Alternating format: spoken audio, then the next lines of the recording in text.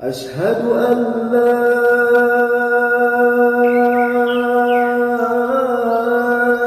إله إلا الله. إن الحمد لله نحمده ونستعينه ونستغفره ونعوذ بالله من شرور أنفسنا ومن سيئات أعمالنا. من يهد الله فلا مضل له ومن يضلله فلا هادي له. أشهد أن لا إله إلا الله وحده لا شريك له وأشهد أن سيدنا محمدا عبده ورسوله الذي لا نبي بعده. اللهم صل على محمد وعلى آله وأصحابه ومن والاه. أما بعد فيا عباد الله اتقوا الله حق تقاته ولا تموتن إلا وأنتم مسلمون. قال الله تعالى في كتاب الكريم بعد أعوذ بالله من الشيطان الرجيم بسم الله الرحمن الرحيم يا أيها الذين آمنوا اتقوا الله وقولوا قولا سديدا يصلح لكم أعمالكم ويغفر لكم ذنوبكم ومن يطع الله ورسوله فقد فاز فوزا عظيما. صدق الله العلي العظيم. Jemaah salat Jumat yang dimuliakan Allah, kembali kita bersyukur kepada Allah Azza wa Jal, Tabaraka wa Ta'ala, Allah Subhanahu wa Ta'ala yang telah memberikan kita sehat, nikmat waktu, iman dan Islam, sehingga kita senantiasa mewujudkan rasa syukur kita dalam bentuk takarrub kepada Allah, dan itu kita nyatakan pada siang yang berbahagia ini, datang ke masjid yang kita cintai ini dalam rangka takwa kepada Allah Subhanahu wa Ta'ala. Salawat dan salam kepada baginda Nabi Muhammad Rasulullah sallallahu alaihi wasallam. Allahumma salli wa sallim wa barik alaihi. Mudah-mudahan kita mendapatkan syafaat nanti di kemudian hari. Khatib senantiasa berwasiat takwa, baik kepada diri sendiri dan kepada kita keseluruhan jamaah. Jaga terus takwa yang telah Allah hadirkan dalam diri kita. Dengan insyaAllah, dengan takwa itu akan memudahkan kehidupan kita di dunia dan memudahkan kita berjumpa dengan Allah Ta'ala. Jamaah rahimakumullah. Di dalam kitab Bidayah wan Inayah, Iblis pernah menangis 4 kali dibuat Allah Subhanahu wa Ta'ala. Kita tahu bahwa Iblis laknatullah alaih sebelum dia dikutuk oleh Allah, dia makhluk yang mulia. Namanya adalah Azazil, makhluk yang mulia di sisi Allah. Juga namanya Haris, penjaga surganya Allah. Juga namanya At-Taqi, yang bertakwa kepada Allah. Banyak kesempurnaan namanya. Tapi ketika dia tidak mau mewujudkan apa yang menjadi ketaatan kepada Allah, maka disitulah murkanya Allah. Lalu Allah mengutuk dia. Dan dia dalam kitab Bidayah wan Inayah menangis 4 kali karena dikutuk Allah. Yang pertama, dia menangis, Iblis laknatullah alaih menangis karena Allah kutuk. Yang pertama menjadi orang mulia, kemudian menjadi hina. Kemudian yang kedua, Iblis menangis karena dikeluarkan Allah dari tempat yang mulia, yaitu surga, ke bumi, tempat yang penuh percobaan dan segala macam perlombaan. Kemudian yang ketiga, Iblis laknatullah alaih menangis karena Allah turunkan kelahiran baginda Nabi Muhammad sallallahu alaihi wasallam. Yang keempat, Iblis menangis karena Allah turunkan suratul Fatihah yang menjadi kewajiban ketika kita salat untuk diisi dengan suratul Fatihah. Oleh karena itu, ketika Iblis dikutuk Allah menjadi manusia yang terkutuk, maka dia pun berjanji kepada Allah akan menyesatkan umat kita. Maka poin kita pada khutbah yang singkat ini adalah ada 4 langkah Iblis laknatullah alaih dalam menyesatkan manusia. Allah Subhanahu wa Ta'ala berfirman, A'udzu billahi minasyaitonir rajim. Bismillahirrahmanirrahim. Qala fa bima aghwaytani la'aq'udanna lahum siratakal mustaqim. Tsumma la'atiyannahum min baini aydihim wa min khalfihim wa an aymanihim wa an syama'ilihim wa lan tajidu aktsarahum syakirin. Iblis berkata kepada Allah, kerana engkau telah menghukumku, ya Allah, tersesat, saya benar-benar akan menghalang-halangi mereka dari jalan engkau yang lurus. Kemudian saya akan mendatangi mereka dari muka, dari belakang mereka, dari atas dan bawah mereka, dari kiri dan kanan mereka. dan Engkau ya Allah tidak akan mendapati kebanyakan mereka orang yang bersyukur kepadamu.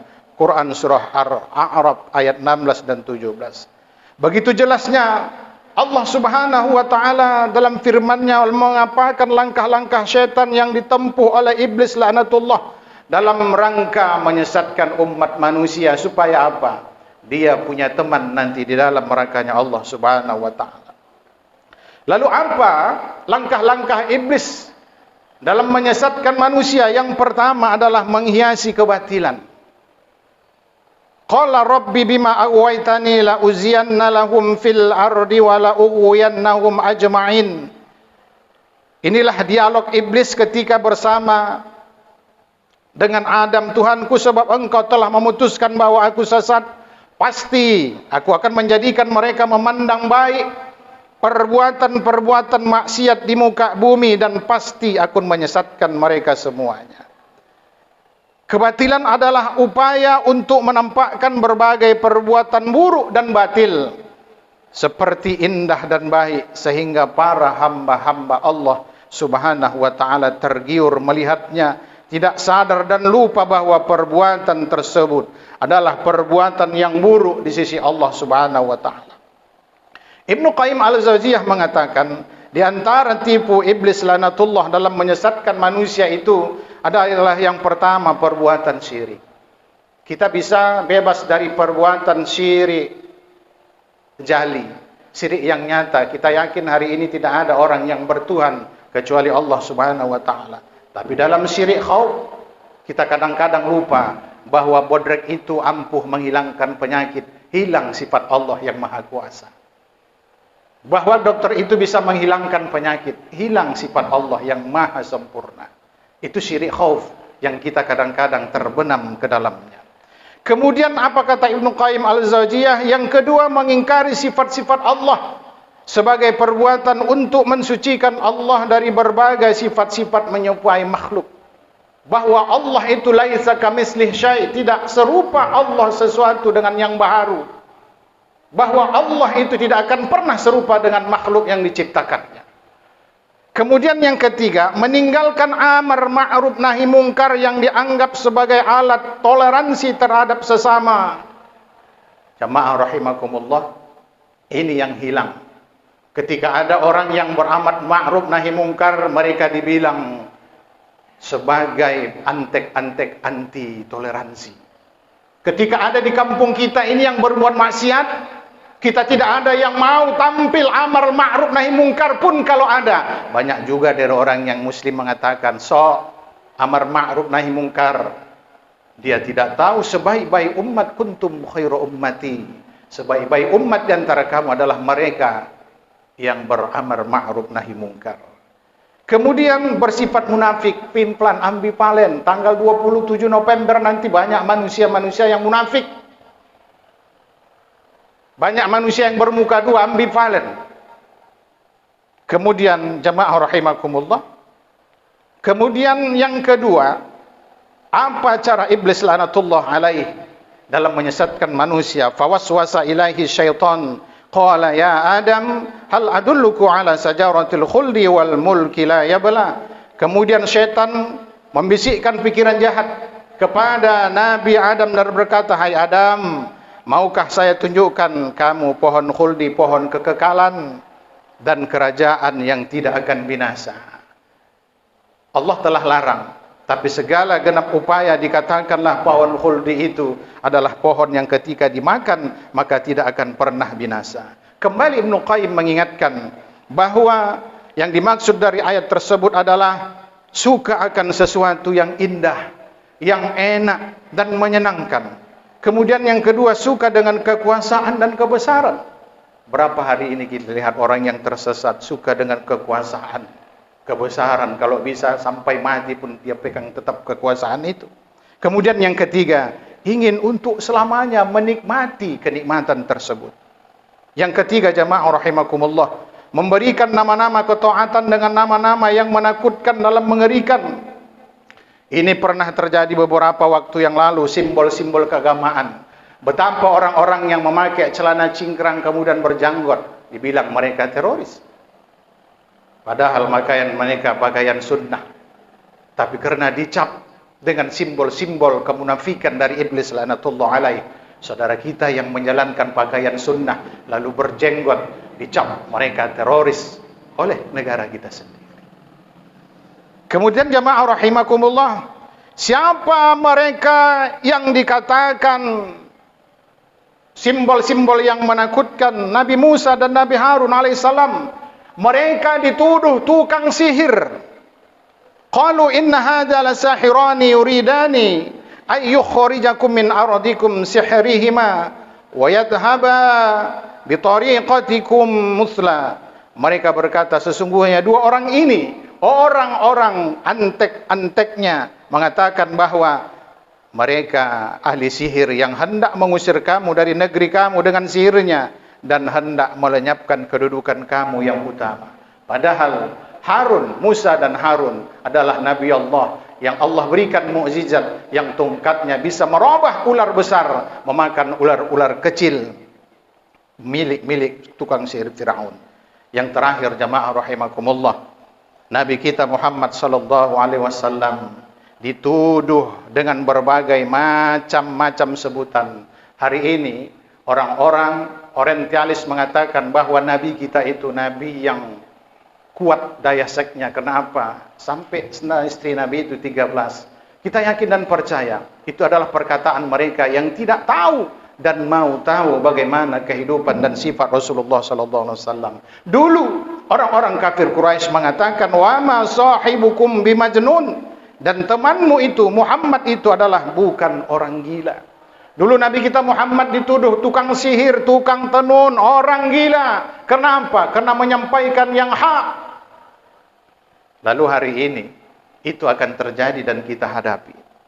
Dalam ayat yang agung ini Allah Subhanahu wa taala menjelaskan dengan sejelas-jelasnya tentang Nabi Muhammad sallallahu alaihi wasallam, mengatakan bahwa Nabi Muhammad itu tidak gila, bahwa Nabi Muhammad sallallahu alaihi wasallam itu bukan tukang sihir. Dia adalah betul in huwa illa wahyu yuha.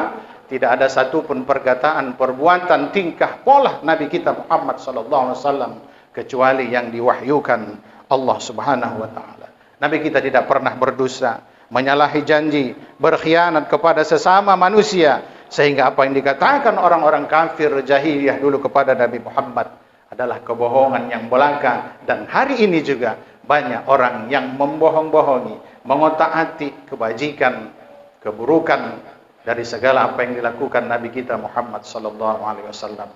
Mudah-mudahan kita terhindar dari 4 langkah iblis laknatullah alaih dalam menyesatkan manusia. Kita bermohon kepada Allah, kiranya Allah memberikan kekuatan kepada kita tetap istiqamah. Ihdinas siratal mustaqim.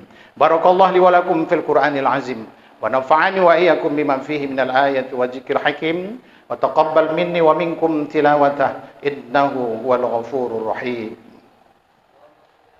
Alhamdulillahi Rabbil Alamin wa bihi nasta'in ala umurid dunya waddin. Asyhadu an la ilaha illallah iyyahu na'budu wa iyyahu nasta'in. Wa asyhadu anna sayyidana Muhammadan abduhu wa rasuluhu al-mab'uts rahmatan lil alamin. Allahumma salli ala Muhammad wa ala ali Muhammad. Allahumma salli ala Muhammad wa ala ali wa ashabihi wa dzurriyyatihi wa qarabatihi ajma'in. Amma ba'du fa ya ibadallah. Usikum wa iyaya bitaqwallah faqad fazal muttaqun. Qala Allah Ta'ala innallaha wa malaikatahu yusalluna 'alan nabi ya ayyuhalladzina amanu sallu 'alaihi wa sallimu taslima. Allahumma salli 'ala sayidina Muhammad wa 'ala ali sayidina Muhammad kama sallaita 'ala sayidina Ibrahim wa 'ala ali sayidina Ibrahim wa barik 'ala sayidina Muhammad wa 'ala ali sayidina Muhammad kama barakta 'ala sayyidina Ibrahim wa 'ala sayyidina Ibrahim fil 'alamin innaka Hamidum Majid. Wa radallahu 'anil khulafa'ir rasyidin Abi Bakrin wa Umar wa Utsman wa Ali wa an baqiyatis sahabati Rasulillah ajma'in wa tabi'it tabi'in wa man tabi'ahum bi ihsanin ila yaumiddin wa 'alaina ma hum bi rahmatika ya arhamar rahimin. Allahumma ighfir lil mu'minina wal mu'minat wal muslimina wal muslimat al ahya'i minhum wal amwat. Innaka sami'un qaribun mujibud da'wat. Amin ya Allah wa ya qadiyal hajat. Rabbana la tuzigh qulubana ba'da idh hadaitana wa hab lana min ladunka rahmah innaka antal wahhab. ربنا لا تأخذنا على غره واجعل آخر كلامنا الدنيا عند انتهاء أجلنا قول لا إله إلا الله محمد رسول الله كلمة الحق ربنا آتنا في الدنيا حسنة وفي الآخرة حسنة وقنا عذاب النار والحمد لله رب العالمين عباد الله إن الله يأمر بالعدل والإحسان وإيتاء ذي القربى وينهى عن الفحشاء والمنكر والبغي يعظكم لعلكم تذكرون ولذكر الله أكبر والله يعلم ما تصنعون أقيم الصلاة